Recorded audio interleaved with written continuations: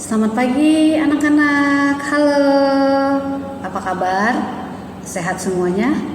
Ya, hari ini bersama Bu Maria kita akan kembali belajar dari tematik dengan tema Indahnya Kebersamaan. Kita ada belajar subtema 1. Anak-anak, hari ini kita belajar tentang bahasa Indonesia dengan tema gagasan pokok dan gagasan pendukung.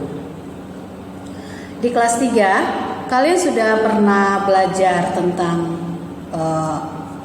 gagasan pokok dan gagasan pendukung? Pasti sudah pernah ya. Di sini Ibu akan menjelaskan satu persatu. Sebelum Ibu menjelaskan, Ibu akan memberitahukan apa tujuan pembelajaran kita hari ini. Tujuannya supaya kamu dapat mencermati gagasan pokok dan gagasan pendukung yang diperoleh dari teks lisan, tulis, atau visual.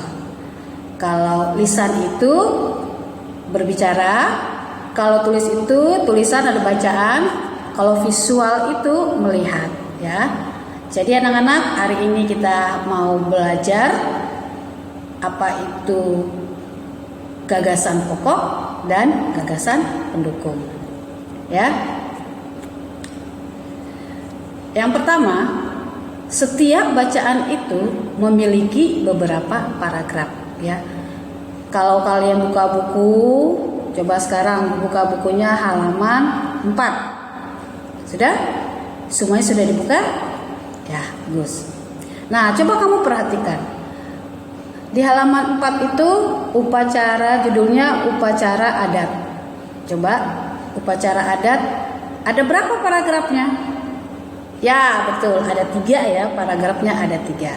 Nah, jadi setiap bacaan pasti memiliki paragraf. Dan di dalam setiap paragraf pasti memiliki gagasan pokok dan gagasan pendukung. Ya. Nah, kita akan belajar satu-satu dulu ya. Pertama, apa itu gagasan pokok? Gagasan pokok adalah ide utama yang dibahas dalam suatu bacaan yang berupa kalimat inti atau pokok paragraf. Maksudnya, di dalam sebuah paragraf itu ada inti atau pokok yang akan disampaikan dalam paragraf tersebut. Jadi idenya, dia mau cerita tentang apa dalam paragraf itu. Itu namanya gagasan pokok. Nah, gagasan pendukung. Gagasan pendukung adalah uraian atau tambahan informasi untuk gagasan pokok. Biasanya gagasan pokok ini, biasanya gagasan pendukung ini berisi tentang penjelasan mendukung gagasan pokok. Artinya apa? Tadi kalau gagasan pokok itu ide. Kamu mau cerita tentang apa? Dalam teks itu ada idenya apa? Ceritanya tentang apa? Nah, untuk mengembangkan ide itu dibuatlah kalimat-kalimat penjelas untuk menjelaskan ide pokok tersebut. Sampai sini anak-anak sudah paham ya? Apa itu gagasan pokok, apa itu gagasan pendukung. Bagaimana anak-anak sudah paham? Ya, sekarang kita lanjut. Nah, di sini bagaimana cara kita bisa menentukan gagasan pokok? Teks tulis dan teks lisan. Pertama-tama yang harus kalian perhatikan. Kalau yang kalian baca itu adalah teks, kalian baca dengan seksama.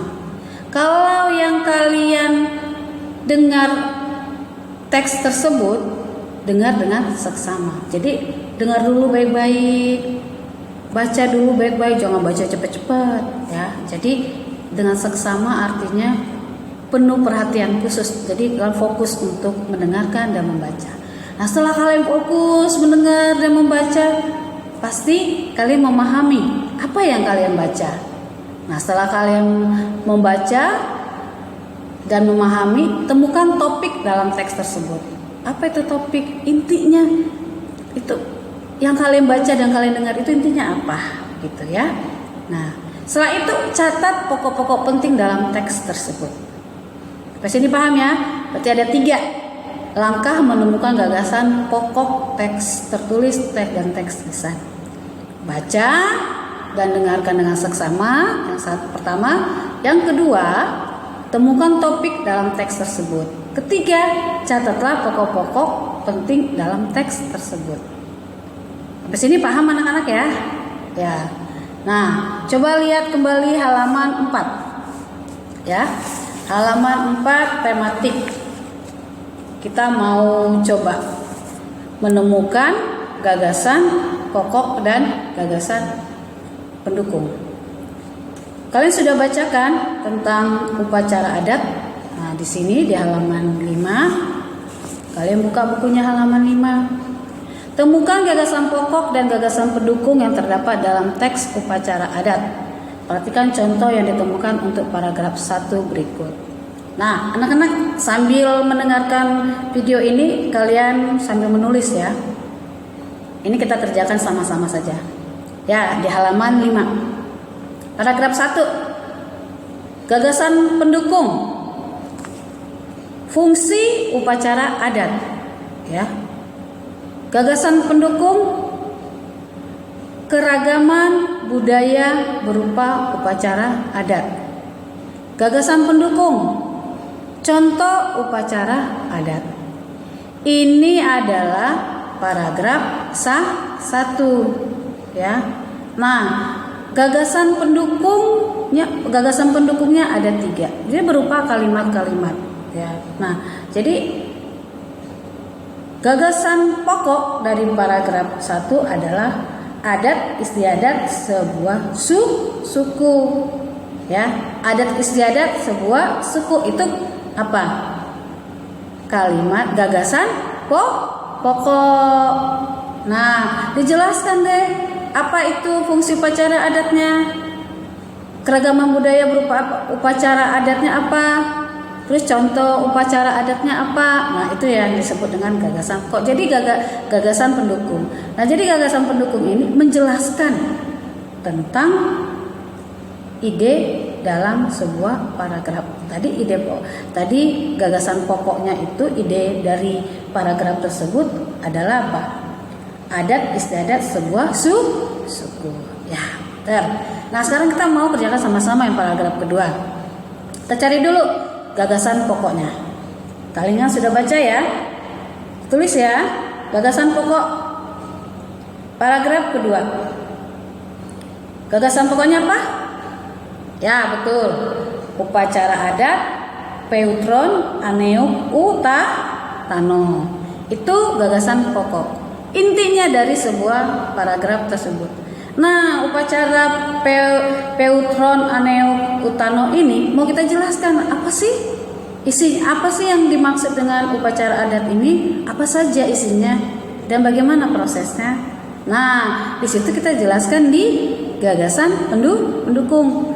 Nah, tulis ya gagasan pendukungnya. Di sini gagasan pendukungnya ada 3 ya. Yang pertama, gagasan pendukungnya yang pertama adalah upacara adat dilakukan saat bayi berusia 44 hari. Itu yang pertama. Yang kedua, proses upacara bertujuan untuk agar bayi memperoleh keselamatan dan perlindungan. Itu yang kedua, gagasan pendukung. Yang ketiga, gagasan pendukungnya. Upacara adat Peutron Aneuk berasal dari Provinsi Aceh. Nah, udah jelas anak-anak? Itu paragraf kedua. Tulis ya. Sudah ditulis? Nah, sekarang kita paragraf ketiga. Kita cari dulu gagasan pokoknya. Ya, gagasan pokoknya apa ya? Ini paragraf ketiga menceritakan tentang apa ya? Intinya, idenya apa? Gagasan pokoknya, idenya. Di sini sementara upacara adat Sekaten adalah upacara peringatan hari kelahiran Nabi Muhammad bagi umat Islam di Surakarta dan Yogyakarta. Apa gagasan pokoknya? Gagasan pokoknya upacara adat sekaten di Surakarta dan Yogyakarta. Itu ya, itu idenya, yaitu gagasan pokok. Ditulis. Nah, sekarang gagasan pendukung. Di sini ada 3 gagasan pendukungnya. Gagasan pendukung untuk menjelaskan upacara adat sekaten ini harus ada kalimat penjelas supaya orang tahu apa itu upacara adat sekaten. Ya. Nah, yang kedua, yang pertama ya, gagasan pendukungnya tadi, gagasan pokoknya sudah. Nah, yang kedua, proses upacara adat sekaten. Ya, prosesnya diceritakan. Nanti di sini kan udah jelas. Upacara adat sekaten berlangsung selama 7 hari, dimulai dengan iring-iringan adat, iring-iringan abdi dalam, punggawa, keraton, dan seterusnya. Ya. Nah, itu yang pertama, gagasan pendukung. Yang kedua, puncak acara adat ini adalah Grebeg Maludan. Ya, itu yang kedua. Jadi tadi pertama idenya adalah tentang upacara adat sekaten di Surakarta dan Yogyakarta. Terus gagasan pendukungnya yang pertama tadi upacara adat sekaten, proses upacara adat sekaten, itu yang kedua. Yang ketiga tadi apa? Acara puncak upacara adat sekaten adalah Grebeg Mauludan. Ya. Jadi ini adalah gagasan pokok dan gagasan pendukung paragraf 3. Udah ditulis ya anak-anak ya. Nanti kalau kamu ketinggalan, nanti dengerin ulang lagi video ibu ini. Ya. Cukup itu. Selanjutnya kita, di sini ada contoh nih anak-anak nih. Sini contoh. Liburan tahun ini menjadi liburan paling menyenangkan bagi Tasya. Saat liburan sekolah, ayah dan ibu mengajak Tasya berlibur ke Pulau Bali. Tasya belum pernah ke Bali sebelumnya. Liburan ini merupakan pengalaman yang pertama Tasya berkunjung ke Bali. Ya, gagasan pokoknya apa? Ya, betul. Liburan tahun ini menjadi liburan yang paling menyenangkan bagi Tasya. Itu gagasan pokok. Nah, gagasan pendukungnya apa? Ya, di sini kan ada mengapa liburan kali ini menjadi liburan menyenangkan bagi Tasya, itu karena ini adalah pengalaman pertama bagi dia. Dijelaskan. Betul. Baik anak-anak? Ya, selanjutnya ini contohnya. Nah, sekarang coba kalian dengarkan secara lisan ya. Kalau tadi kan tulisan ya, secara lisan. Tari topeng Betawi. Tari topeng Betawi adalah salah satu tarian tradisional suku Betawi atau Jakarta. Pada zaman dahulu, tari topeng Betawi merupakan bagian dari pertunjukan topeng Betawi. Topeng Betawi adalah pertunjukan gabungan antara seni drama, tarian, dan nyanyian, mirip seperti pertunjukan teater. Namun, saat ini tari topeng Betawi seringkali menjadi sebuah pertunjukan tersendiri. Ada bermacam-macam tari topeng Betawi, antara lain tari lipat gandes, tari topeng tunggal, tari enjot-enjotan, tari gegot, tari topeng cantik, tari topeng ekspresi, tari Kang Aji, dan tari topeng putri. Tari topeng Betawi memiliki gerakan yang lincah dan riang. Oleh sebab itu, untuk dapat menarikan tari topeng, penari harus memenuhi 3 syarat utama. Pertama, penari harus gendes. Gendes berarti luwes atau lemah gemulai. Kedua, penari juga harus ceria atau riang. Hal ini berarti saat menarikan tari topeng, penari tidak boleh terlihat sedih. Ketiga, penari harus lincah dan bergerak bebas tanpa beban atau tidak memikirkan apapun. Saat menari tari topeng Betawi, penari diiringi musik gambang kromong. Selain itu, sesuai dengan namanya, untuk menarikan tari topeng ini, penari juga harus menggunakan topeng kayu. Cara menggunakan topeng kayu ialah dengan menggigit bagian belakang topeng. Ya, itu teks secara lisan. Nah, yang ketiga, teks visual. Ya, kalau visual itu biasanya melihat ya.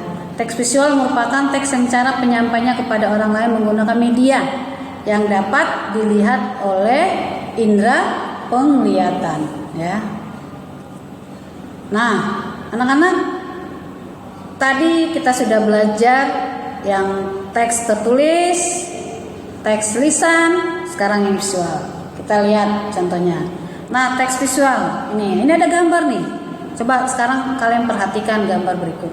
Dari gambar ini kita bisa membuat sebuah paragraf. Nah, tadi kan paragraf itu harus ada ide pokok dan gagasan pendukung. Kalian perhatikan dulu. Nanti ada saatnya kita belajar. Kamu membuat sebuah paragraf berdasarkan gambar. Coba kita perhatikan. Gambar ini sudah ya. Kalau tadi kita sudah lihat gambarnya, kita bisa buat sebuah paragraf. Beberapa anak dari berbagai suku bangsa mengikuti kerja bakti untuk membersihkan jalan. Kita lihat ulang lagi. Benar ya? Banyak ada ibu-ibu ya. Itu ada yang pakai jilbab, berarti itu mungkin dari suku lain, gitu ya. Ada anak-anak ya. Nah, jadi beberapa anak dari berbagai suku bangsa mengikuti kerja bakti untuk membersihkan jalan. Meskipun mereka berasal dari daerah yang berbeda, mereka tetap bekerja dengan sukacita. Perbedaan suku, agama, atau warna kulit tak jadi masalah bagi mereka. Mereka tetap saling membantu satu sama lain. Nah, dari gambar tadi, kita kan melihat itu visual. Kita lihat terus kita buat menjadi sebuah teks tertulis. Ya, sebuah paragraf. Nah, gagasan pokoknya, beberapa anak dari berbagai suku bangsa mengikuti kerja bakti untuk membersihkan jalan. Itu gagasan pokok. Gagasan pendukungnya kalian coba baca lagi. Sudah? Nah, itu contoh dari visual. Sampai sini anak-anak paham ya? Paham ya apa yang dimaksud dengan gagasan pokok dan gagasan pendukung? Ya.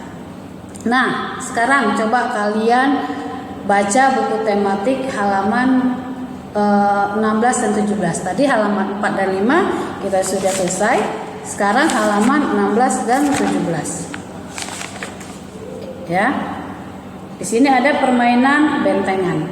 Kalian baca, setelah kalian baca